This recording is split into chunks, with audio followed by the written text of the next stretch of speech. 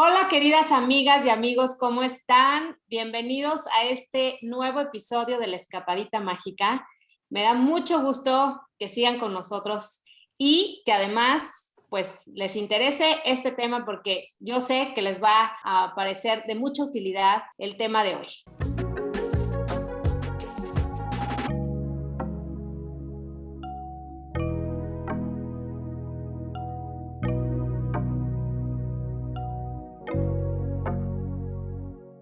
Tengo una invitada de lujo, verdaderamente se trata de una gran activista por los derechos ambientales, por la agenda ambiental.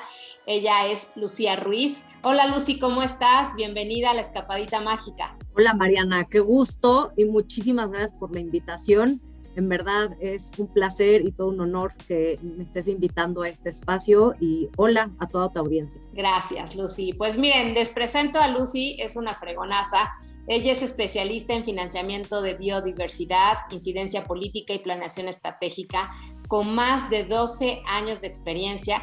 Ha logrado un profundo conocimiento en los retos socioambientales del país y ha desarrollado también una gran experiencia en el diseño de mecanismos financieros para la protección de la biodiversidad. Su carrera incluye ámbitos locales, nacionales e internacionales que abarcan desde el trabajo de campo en la selva lacandona hasta la colaboración en la Misión Permanente de México ante las Naciones Unidas y puestos en el sector ambiental federal, siendo su más reciente puesto directora de estrategias para el fortalecimiento institucional.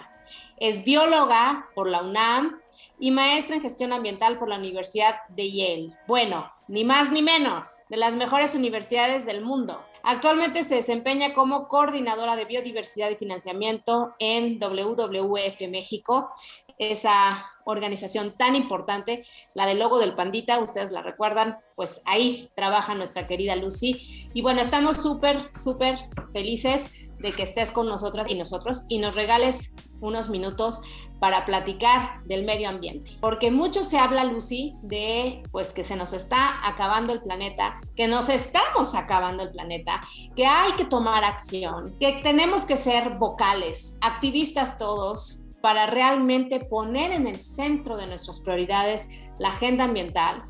Hoy por hoy está ocurriendo, porque entiendo que todavía no han acabado, las conferencias del cambio climático, las famosas COP. Esta es la 26ª edición de las COP. Y bueno, hubo mucha expectativa sobre los resultados de la COP y llegaron muchos líderes y lideresas mundiales sobre el medio ambiente, entre ellos, por ejemplo, Greta Thunberg, ustedes la conocen, Bill Gates, que también participó y que ha sido muy activo en financiar proyectos importantísimos en materia ambiental. ¿Por qué? ¿Por qué estamos hablando de cambio climático? Para todavía los escépticos, Lucy, ¿por qué es importante la COP26? ¿Qué está pasando en el mundo en materia ambiental? ¿Y por qué nos debe importar? Pues muchísimas gracias nuevamente, Mariana, por la invitación. Y creo que hay que empezar por poner las cosas en perspectiva sobre el tema de la emergencia climática que está atravesando no solamente nuestro país, sino todo el planeta. Entonces, lo que sucedió en los últimos 200 años, a partir de la Revolución Industrial, fue un acelerado desarrollo, pero también un aceleradísimo emisiones de gases de efecto invernadero a raíz de muchísimos procesos que se empezaron a detonar a partir de la Revolución Industrial. Y lo que ha sucedido en los últimos 50 años es algo que no tiene precedente en la historia del planeta y que es justamente cada vez más y más y más grave emisión de gases de efecto invernadero. ¿Y esto qué tiene que ver con nosotros o por qué debería de importarnos a cualquier ciudadano de a pie? Porque esto va a tener y está teniendo consecuencias ya en nuestros medios de vida. Entonces, si bien a nuestros padres, a nuestros abuelos, les tocó llevar una vida muchísimo más calmada, ya a nosotros nos está tocando los efectos del cambio climático. ¿Y eso qué significa? Bueno, principalmente que los fenómenos hidrometeorológicos, como pudieran ser los huracanes, no solamente se espera que vaya a haber más, sino que van a ser muchísimo más fuertes. Y Mariana, el estado donde tú vives, pues recibe de vez en cuando huracanes, no es el más afectado del país, pero sí es uno de los países más afectados por estar entre los trópicos. Entonces, somos un país tropical, literalmente, entre los trópicos, y eso lo que significa es que estamos constantemente expuestos a los efectos del cambio climático. Asimismo, ¿qué tiene que ver esto con el ciudadano a pie? Bueno, en los últimos años, en los últimos 50 años, ha habido muchísimo desarrollo tecnológico, muchísimo crecimiento urbano, y esto lo que ha generado es que necesitamos mayor superficie, porque también ha crecido mucho en términos de población el país, y esto también lo que significa es que necesitamos más comida. Entonces, nuestros sistemas de producción y también de consumo se han acelerado muchísimo, de tal forma que los sistemas de producción ya no son sustentables, ya son muy depredadores, y lo que está sucediendo es que en México principalmente el cambio de uso de suelo, es decir, la deforestación, está llevando también a que perdamos grandes superficies de bosques que son sumideros de carbono. Entonces, aquí termino esta primera intervención diciendo que el cambio climático también tiene que ver con la conservación de la naturaleza, porque los grandes efectos que estamos viendo del cambio climático tienen que ver también con una crisis de la conservación de la naturaleza, y que todo está al final del día entrelazado una cosa con la otra. Totalmente de acuerdo, todo está interrelacionado, y si creemos que, bueno, pues es que contaminan más en Estados Unidos, en China, que son los países de los que más contaminan, y eso no nos afecta a México, están equivocados o estamos equivocadas, porque realmente, pues ya lo vimos con la pandemia, por ejemplo, Lucy, ¿no? Lo que pasa en Wuhan, China, pues nos va a tener eventualmente que alcanzar esa crisis, y vean cómo estamos, algo que derivó en China. Esa es una gran muestra de que estamos realmente interconectados, de que somos una humanidad y tenemos que empezar a pensar como humanidad, ya no como colonia, ya no como municipio, ya no como estado y ya no como país nada más, sino que también hay fenómenos, hay retos que nos incumben a todos y a todas. Y pues lo has dicho, los efectos del cambio climático ya se están viendo. El hecho que haya una alteración en el clima y que la meta es que no exceda de 1.5 grados Celsius la temperatura, porque podría exceder más a 2.5, así como estamos, entiendo que está como a 2.5. ¿Eso qué implica? Pues va a haber deshielos de los glaciares y entre otros efectos, ¿no? Pero todo eso tiene una alteración en nuestros ecosistemas.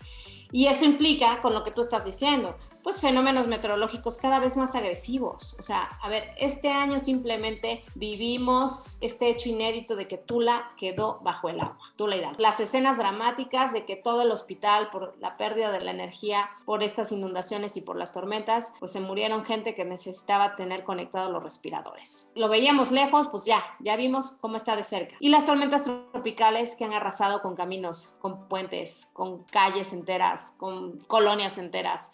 Y lo vemos en los huracanes, lo vemos, o sea, el cambio climático ya llegó, ya está aquí entre nosotros, y pues la verdad, eso no se lo podemos dejar nada más a manos de los políticos o las políticas. Sí, mucho tienen ellos que ver, por supuesto, y ahorita el hecho que estemos viendo la discusión de una reforma energética, pues ahí ya va también la responsabilidad de un gobierno que esté proponiendo una reforma que está priorizando justamente los combustibles fósiles por encima de justamente las energías limpias. Pero también como ciudadanos creo que tenemos mucho que hacer. ¿Cuál es el principal problema de México? O sea, ya vimos el tema a nivel global, lo que está pasando. ¿Cuál es el principal desafío para México? ¿Qué es lo que está haciendo mal? Porque leo unos análisis, unos informes que hizo la ONU de cara a esta reunión climática internacional. Creo que uno es de transparencia climática y otro es de emisiones de gases de efecto invernadero. Y estamos mal. En lugar de haber bajado tantito, por lo menos, la emisión de gases de efecto invernadero, México empeoró, o sea, está generando más. Pero eso no es solamente uno de los problemas de México. ¿Cuáles son los demás, Lucy? Cuéntanos. Pues mira, en cuanto al tema de cambio climático,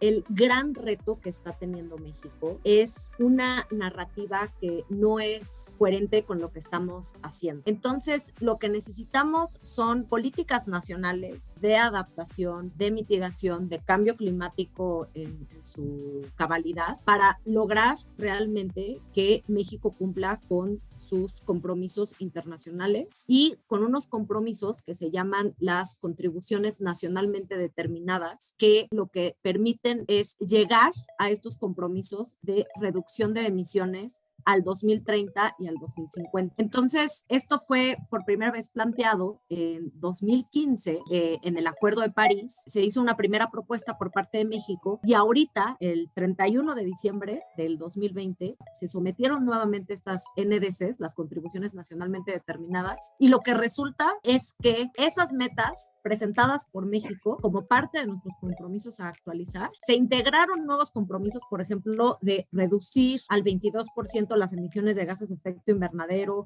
y 36% de forma condicional, o sea, con ayuda internacional, pero esto no logra aumentar la ambición. ¿Y qué es lo que necesitamos ahorita, Mariana? Insisto, necesitamos que nuestra narrativa de esa ambición esté igualmente equiparada en términos de la operación. Es decir, ¿cuáles son las acciones que estamos haciendo de forma práctica para cumplir con esos compromisos? ¿Y qué es lo que necesitamos? Que todos nos pongamos la cachucha, por así decirlo, y lo veamos como una corresponsabilidad. Si bien el gobierno es el que tiene que asumir estos compromisos, el sector privado también tiene un rol fundamental y muchas veces no encuentran las formas en las cuales participar. Entonces, lo que tenemos también que hacer es ajustar esta narrativa social y esta narrativa privada, ganancia, por así decirlo, para generar una narrativa conjunta que nos permite entonces cumplir las dos cosas, bienestar social y bienestar económico. Y creo que esa es la gran oportunidad que tenemos. Es difícil, sin duda. Hay narrativas que están encontradas también, pero lo que necesitamos es ahorita saber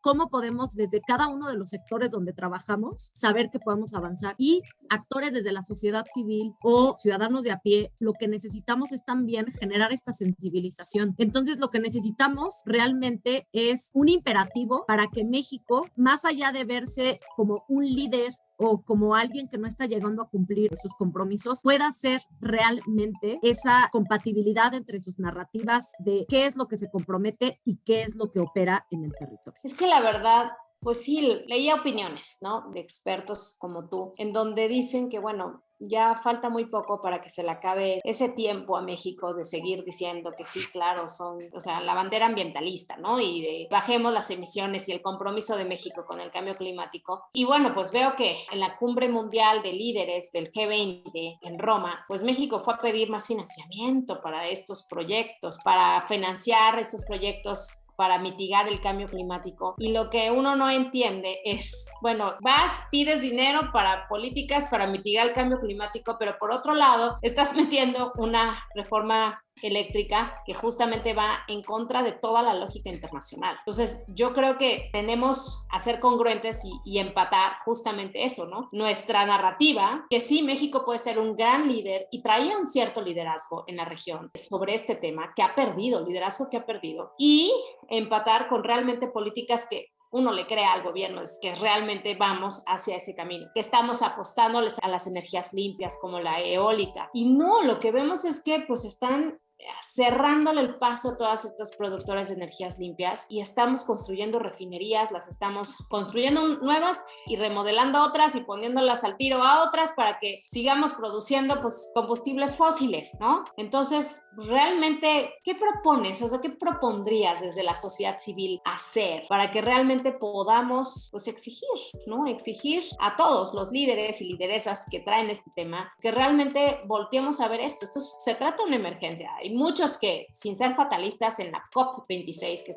está sucediendo en Glasgow, dijeron, a ver, esta puede ser la última oportunidad que el mundo tenga para realmente alcanzar un verdadero acuerdo que permita cumplir con las metas de llegar a esta temperatura, que no exceda de esa temperatura en 2030. ¿Tú crees que lo vayamos a lograr, Lucy? Yo soy una optimista y estoy segura que sí, pero necesitamos, insisto, la colaboración de todas y todos. Entonces, para el clima y para atender los retos que tenemos en torno al tema del cambio climático, en un contexto de emergencia, como lo tenemos actualmente, creo que uno de los temas más importantes es que necesitamos empezar a ver esas complementariedades. No importa quién haga las inversiones, pero que se hagan bien y se hagan de forma transparente y se hagan de forma inclusiva. Y creo que este punto es fundamental para esta administración. Lo inclusivo es uno de los temas y la parte social es una de las grandes narrativas que ellos traen, pero por eso es que cualquier debate, no importa si es de la reforma o de cualquier otro tema vinculado al cambio climático, no solamente debe verse si es desde la visión pública o privada, al menos no para abordar la parte ambiental o científica o climática, sino que tenemos que ver desde el sector privado, ¿cuáles pueden ser esas cosas que se pueden ir modificando poco a poco? Y desde el sector público, ¿cuáles son esas condicionantes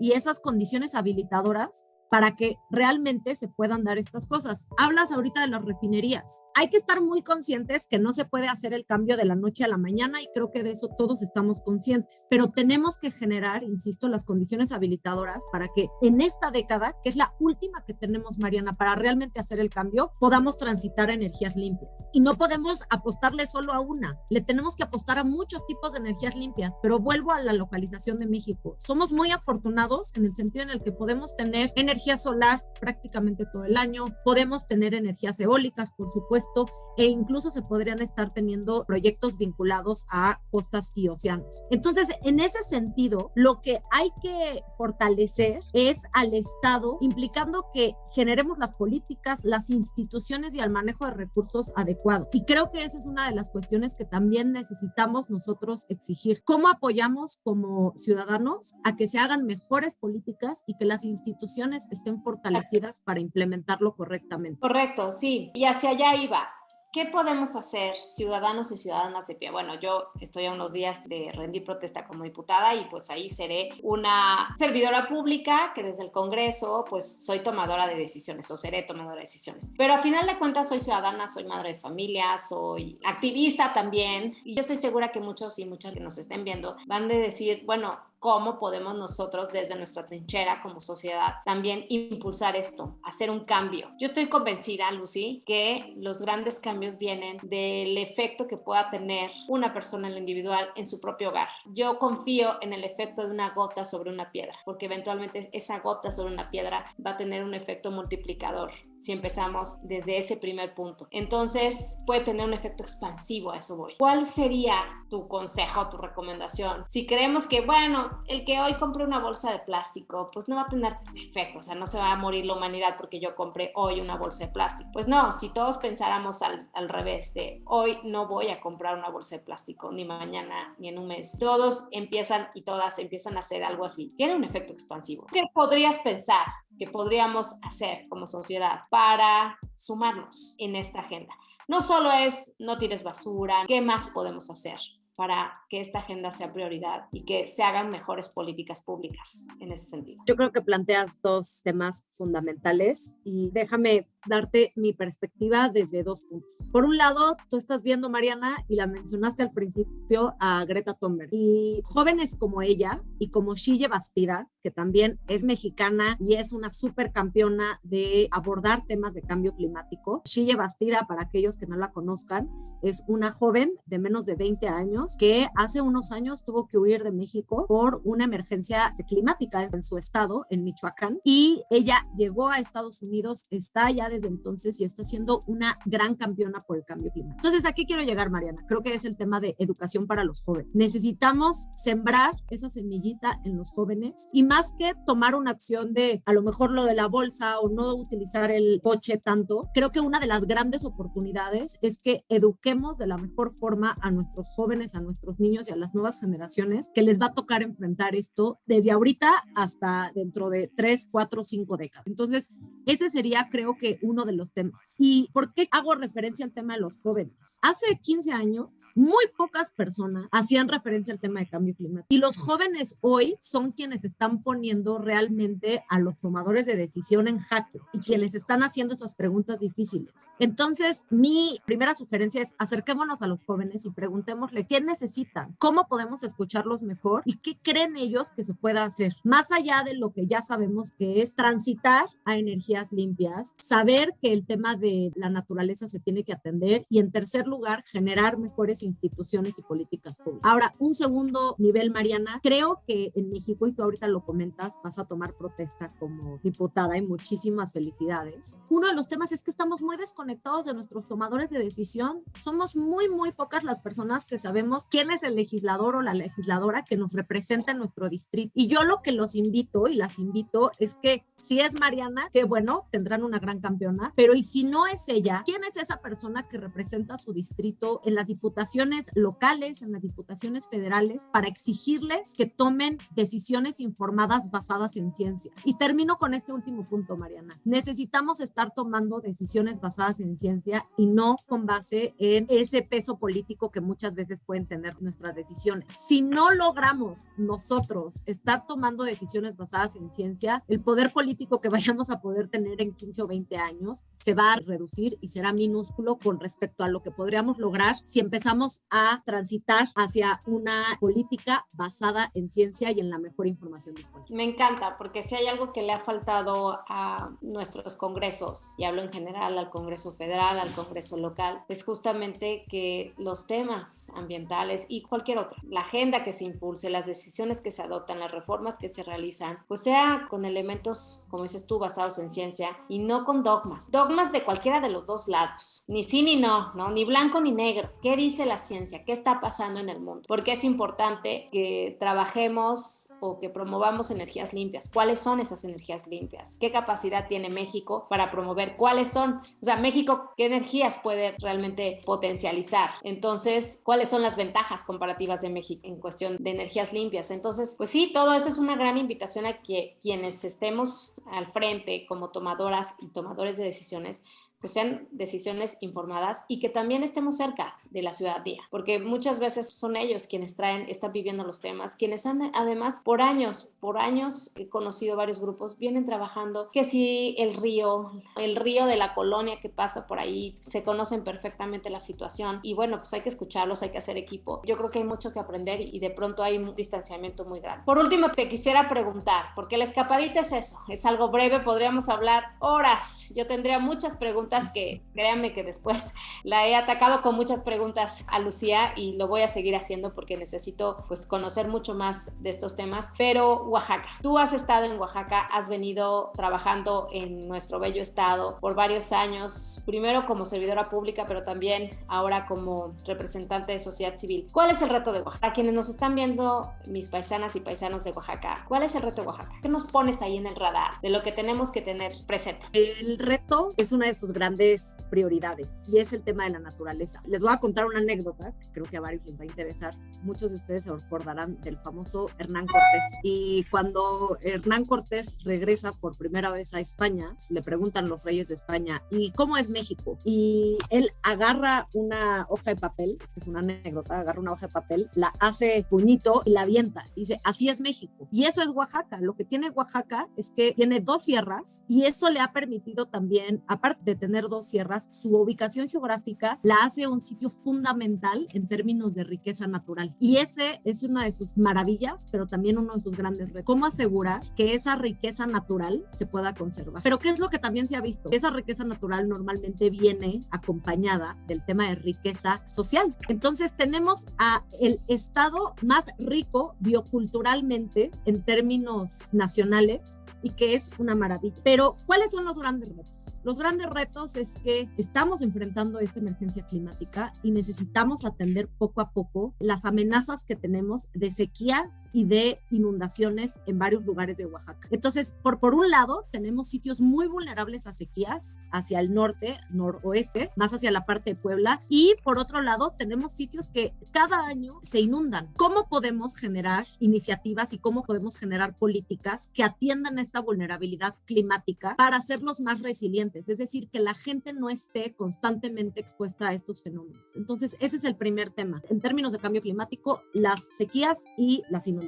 En segundo lugar, el tema del agua. Mariana, tú sabes que el tema del agua es el líquido vital y pues todas y todos dependemos de él. Entonces, ¿cómo podemos asegurar que las comunidades de Oaxaca tengan un acceso equitativo a el agua conforme lo dispone el artículo 4 constitucional? Y creo que eso es fundamental asegurarlo. Ojalá que se puedan hacer muchas gestiones para que se pudiera tener alguna ley o algún instrumento jurídico vinculado a asegurar el acceso equitativo al recurso hídrico. Otro tema que creo que Oaxaca empieza a enfrentar muy fuerte es el de la sobrevisitación en las costas oaxaqueñas. Es un paraíso, toda la costa de Oaxaca es una maravilla, pero se empiezan a ver ya muy fuertes implicaciones implicaciones por todo el tema, por ejemplo, del manejo de los residuos sólidos, el tema de las construcciones a pie de playa y la contaminación que esto determina tanto para los ecosistemas costeros como ya los oceánicos. Y en ese sentido, creo que una de las grandes oportunidades, Mariana, es que el Estado, de la mano con la Federación, trabajen en ordenamientos turísticos para asegurar que esas joyas de la corona que tenemos en Oaxaca podamos seguirlas visitando, no solamente nosotros, sino también nuestros hijos. Y finalmente, un tema para no olvidar, el tema de la naturaleza. Ustedes saben que en México recibimos en todas nuestras costas prácticamente todas las especies de tortugas marinas, y lo que tenemos en las costas de Oaxaca, en particular entre Laguna de Chacagua y Huatulco, son unos anidamientos espectaculares año con año. Quienes estén por allá ahorita, vayan a visitar Escobilla, vayan con expertos para ver estos fenómenos que son maravillosos, pero necesitamos respetarlos. Y lo que tenemos también que asegurar es que estos fenómenos se puedan mantener. Entonces, Mariana, ¿cómo podemos generar esas condiciones y esas políticas para que de forma ordenada se pueda tener esa visitación, que también conserve entonces la naturaleza y entonces podamos asegurar los ciclos ecológicos de forma permanente? Buenísimo. Pues nos has dejado una serie de reflexiones interesantes en torno a lo pendiente en nuestro estado, que tanto queremos, que tanto nos importa, que tanto también se beneficia el estado por el turismo, por la admiración que genera a nivel internacional nuestras playas, nuestros paisajes. Pero claro que sí, hay varios desafíos que atender. A mí, en lo personal, el tema del agua me preocupa muchísimo, el tema de la contaminación en las costas, el mal manejo de lo que está pasando. Hay mucho en lo que podamos contribuir desde nuestra trinchera. Así que nos has dejado varias tareas y permíteme estarte consultando y dándote lata para que nos orientes en todas estas labores, porque justamente necesitamos tomar decisiones informadas basadas en investigación, que tú como representante ahora de sociedad civil, pero con toda tu experiencia en el servicio público en materia ambiental, pues traes. Así que yo te quiero agradecer muchísimo, querida Lucy, tu tiempo, tus luces sobre este tema tan importante, y pues hagamos que corra el tema, sensibilicemos, hagamos en las escuelas, en las universidades, foros sobre esto. Es muy importante que se discuta, que se debate, que se ponga en el centro, que nos informemos sobre lo que está pasando y no nada más esperar a que pues algún presidente o algún gobernador o gobernadora o algún legislador pues ahí como que traiga el tema, ¿no? Sino que pues tiene que ser uno de los requisitos para votar por el próximo o próxima representante popular, pues eso, el compromiso con la agenda, así como el compromiso con la agenda de género, el compromiso con la agenda ambiental. Sin duda. Y por último, me gustaría, Mariana, compartirte que algunos anuncios políticos que se hicieron la semana pasada en el marco de la COP26 estaban vinculados, por ejemplo, en los próximos años, con distintas temporalidades, a reducir la deforestación, detener o reducir la producción de gases metano, incrementar las inversiones públicas para cuestiones de tecnologías limpias y también poco a poco ir sacando las inversiones públicas en carbón. Estos anuncios que se hicieron son políticos, es decir, son buenas intenciones que se tienen, pero son voluntarios. ¿Qué es lo que nosotros también podemos hacer desde la ciudadanía? Presionar para que estos sean reconocidos justamente como parte formal de los procesos de negociación. Entonces, estos son temas que son muy buenas intenciones que tenemos que acabar de negociar para que queden en papel, y algunos temas pendientes que se van a quedar para esta semana, para todos ustedes que nos están viendo desde la COP26. Algunos temas que quedan pendientes es terminar de definir las reglas para saber cómo podrían tenerse mercados de carbono, que están creando muchísimo interés y también especulación.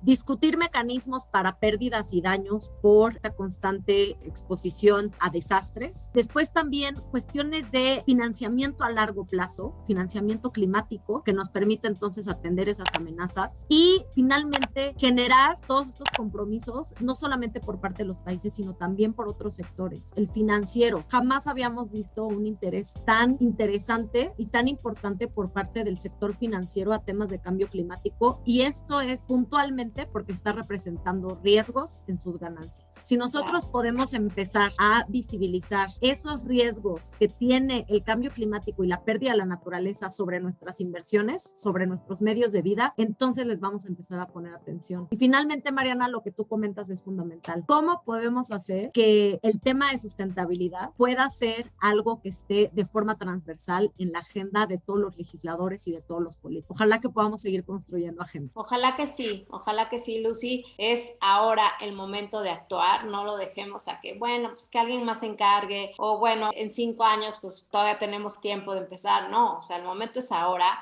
Y yo creo que de eso se trata el llamado desde Glasgow, ¿no? De ahora es cuando hay que presionar, ahora es cuando hay que ser vocal, activista por esta agenda, que no quede ahí en el discurso político, sino que sí quede en compromisos palpables, ¿no? Pues yo te agradezco muchísimo, Lucy, qué interesante tus luces sobre esto. Gracias una vez más por haber estado aquí en Escapadita y sigamos en contacto para que la gente, los jóvenes sobre todo, que lo has dicho, es nuestro futuro, pues empapen de estos temas y decidan de una vez por todas asumir también liderazgo sobre estos temas. Sigamos platicando. Sigamos Felicidades platicando. por tu liderazgo. Muchas gracias. Gracias, Lucy. Nos vemos en el siguiente capítulo de La Escapadita Mágica y bueno, buenas noches.